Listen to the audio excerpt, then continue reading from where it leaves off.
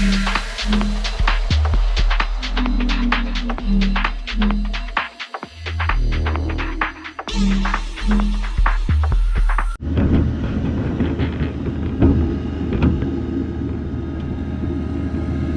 just turn the air off.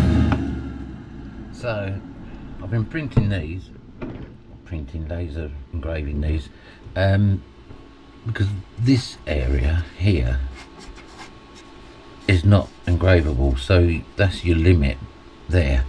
So I print these, I then 3D print, let me get one second. So I 3D print this,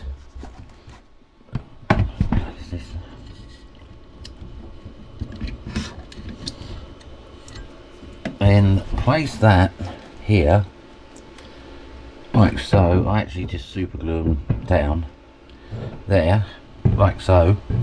That way when I place anything in there, I know that I'm well within my lasering area, so I'll go from there.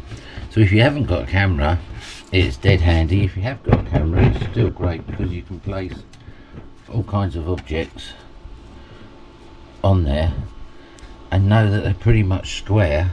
Take the photo, put whatever you want on, and away you go.